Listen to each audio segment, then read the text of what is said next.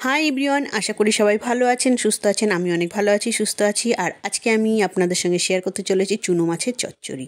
আর চুনো মাছের চচ্চড়ি রান্না করব বলে চুনো মাছগুলো কেটে ধুয়ে নুন হলুদ মাখিয়ে রাখা হয়েছে। আর এদিকে ওভেনে কড়াই বসিয়ে কড়াইটা গরম করে তাতে দিয়ে দেওয়া হয়েছে তেল। এবার তেল গরম হলে তারপরে এর মধ্যে দেওয়া হবে মাছ। তো এদিকে তেল তো গরম হয়ে গেছে, এখন এর মধ্যে দিয়ে দেওয়া হবে চুনো মাছ। আর চুনো মাছটা কিন্তু একটু হালকা লাল লাল করেই ভাজতে হবে। তো যাই হোক, চুনো মাছগুলো মোটামুটি এর মধ্যে দিয়ে দেওয়া হচ্ছে, সব কিছুটা কিছুটা করে দিয়ে ভাজতে হবে, কারণ অনেকগুলো চুনো মাছ আছে। আজকে প্রচুর চুনো মাছ নিয়ে এসছে। এই মাছ কাটতে প্রায় 1 ঘন্টার ওপরে সময় লেগেছে, কিন্তু খাবার সময় কিন্তু খেতে সময়ও লাগে না, আর খেতে বেশ ভালোও লাগে। হ্যাঁ, যত সমস্যা কিন্তু এই কাঁটা ধোয়ার সময়। তো যাই হোক, মাছগুলো তো ভাজা হচ্ছে। হ্যাঁ, আর বাড়িতে মোটামুটি সবাই চুনো মাছ খেতে ভালোই বাসে, কিন্তু কাটার ভয়ে কিন্তু এই মাছ আনা হয় না খুব একটা। অনেক দিন বাদে আজকে চুনো মাছ এসছে। তো যাই হোক, মাছগুলো তো এক পিঠ ভাজা হয়ে গেছে, এবার আস্তে আস্তে মাছগুলোকে উল্টে দিতে হবে।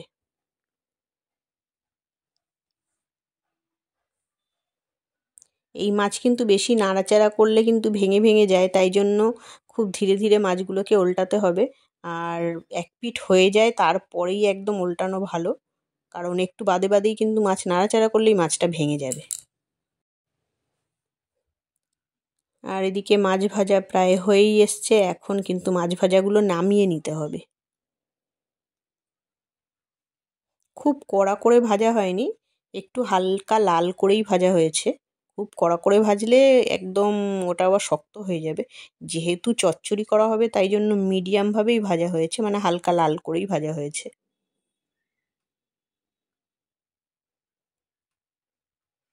আর এবারে কিন্তু আরেকটা জিনিস দেখাতে ভুলে গেছি, সেটা হচ্ছে কড়াইয়ে মাছটা নামিয়েই কিন্তু তেলের মধ্যে কালো জিরে ফোড়ন দিয়ে আলু পেঁয়াজ একবারে ভেজে নিতে হবে। তো আমি এটা ফোড়ন দেওয়ার সময় না ফোনটা একটু গন্ডগোল করছিল বলে ওটা দেখাতে পারিনি, বলে দিলাম যে তেলের ওপরে প্রথমে কালো জিরে ফোড়ন দিতে হবে, তারপরে আলু পেঁয়াজটা ভাজতে হবে। আলু পেঁয়াজটা মোটামুটি হালকা লাল করে ভাজতে হবে। আর এই যে সবগুলো মাছ কিন্তু বেশ ভাজা হয়ে গেছে, আর আলু পেঁয়াজটাও মোটামুটি ভাজা হয়ে এসছে। এবারে স্বাদ মতো নুন দিয়ে দিতে হবে এর মধ্যে।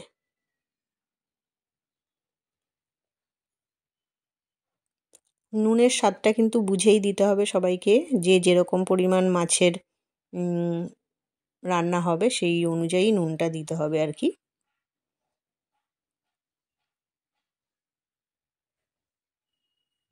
তো এইবারে তো ভাজা হয়ে গেছে আলু পেঁয়াজ, এবার এর মধ্যে দিয়ে দিতে হবে কাঁচা লঙ্কা আর বেগুন ছোট ছোট করে কাটা আছে, এবার এইটা দিয়ে দিতে হবে।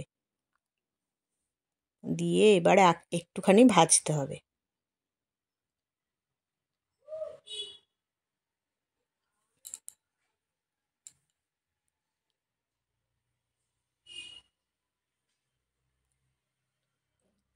মোটামুটি বেগুনটা একটু হালকা ভাজা হয়েছে, এবার এর মধ্যে পরিমাণ মতন হলুদ দিয়ে দিতে হবে।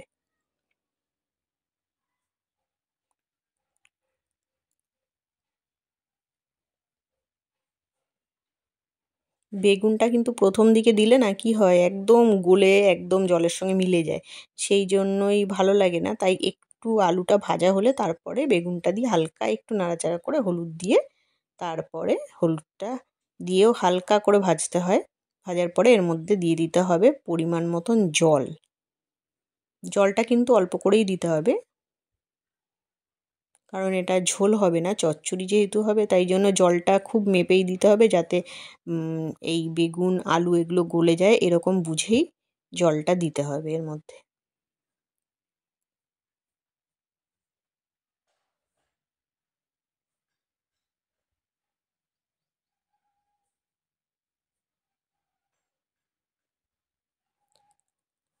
জল দেওয়া হয়ে গেছে, এইবারে এর মধ্যে দিয়ে দিতে হবে ভেজে রাখা মাছগুলো, যে আছে মাছগুলোই দিয়ে দিতে হবে।